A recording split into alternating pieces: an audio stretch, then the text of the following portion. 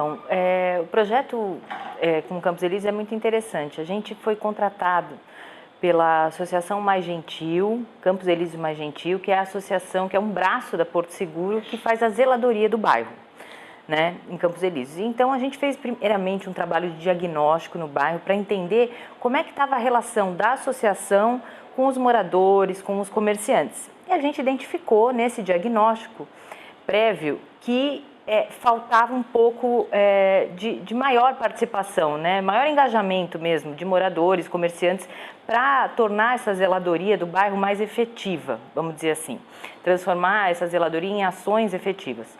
Então, a gente foi contratado para isso, para fazer esse trabalho de engajamento com os moradores, já pensando em como materializar essas melhorias, né?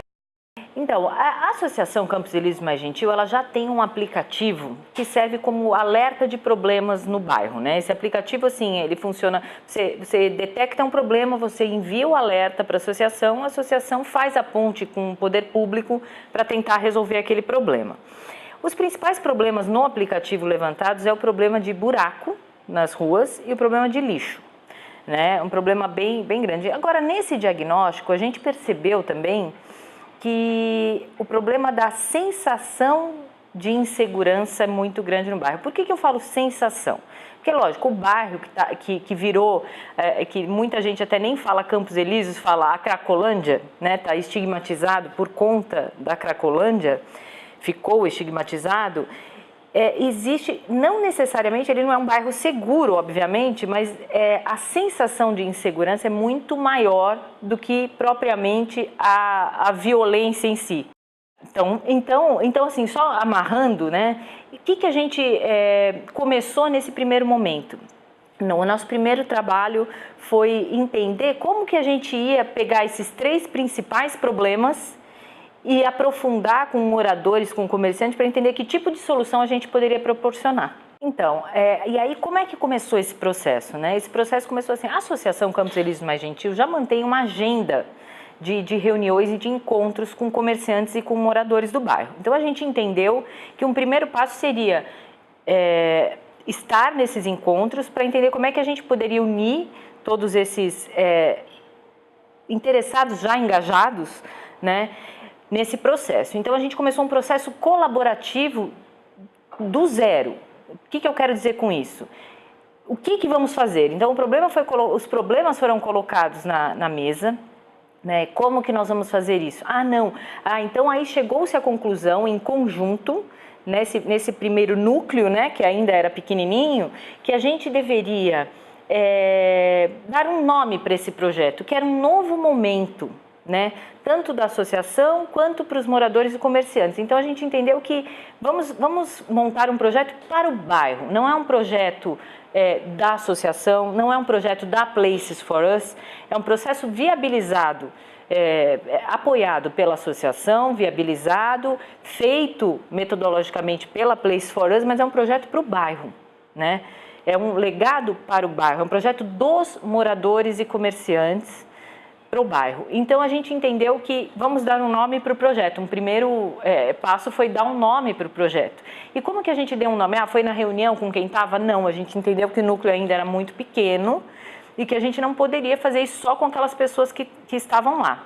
Então a gente lançou uma enquete, né, online, porque já existe um Facebook, já existia, né, naquela ocasião um Facebook do bairro Campos Elíseos 1878, e a gente contou com o apoio da administradora dessa página para divulgar essa enquete, que ela tem um número grande de seguidores no bairro. Então a gente migrou para essa enquete online qual o nome do projeto. A gente fez ali um filtro, né, surgiram vários nomes na reunião, a gente filtrou 5 nomes e lançou na enquete. E aí o nome vencedor foi feita a contagem dos votos e tal, e o nome vencedor ganhou o projeto Reviva Campos Elíseos. Então, nesse primeiro momento do nome, ela foi física com quem estava na reunião, né, e digital para quem não estava. Aí, o que a gente fez? Tem um segundo momento agora, que é o primeiro passo do projeto, que aí a gente lançou uma outra enquete, aí ela foi física e e online também. Então, assim, a gente já tinha um nome, já tinha uma cara, né, desse projeto, então a gente fez a identidade visual do projeto e começou a divulgar materiais, folder e materiais de comunicação desse projeto, Facebook que a gente criou do projeto, para isso ser pulverizado para o bairro. Né, o projeto começou a ganhar vida e materializou mesmo, né? Uma coisa que estava no conceito foi materializado. Aí a gente entendeu também nessas reuniões e nesses encontros que a gente precisaria materializar também essa melhoria no bairro, de alguma maneira. Então, os moradores e comerciantes sugeriram que a gente elegesse alguns pontos do bairro para que isso fosse materializado. E a gente fez um mapeamento afetivo, vamos dizer assim, de lugares no bairro, né? Então, foram levantados também em diversos lugares e nesse filtro ficaram 5 lugares principais, 5 lugares afetivos, né? E aí a gente lançou essa enquete também online desses 5 lugares. O que são esses 5 lugares? Ah, só um vai ser trabalhado? Não, qual é o primeiro a ser trabalhado? Né? Porque a ideia é que o bairro inteiro seja trabalhado, não só um lugar ou outro lugar. Mas a gente tem que começar de algum, né, ponto. Então, qual o primeiro a ser trabalhado? Então, esse era o objetivo dessa enquete. Então, a gente fez física, a gente imprimiu cartazes, né, com esses 5 lugares, com foto de cada lugar e com um espaço para a pessoa votar, né, marcar um X no lugar que ela acharia mais interessante começar essa transformação.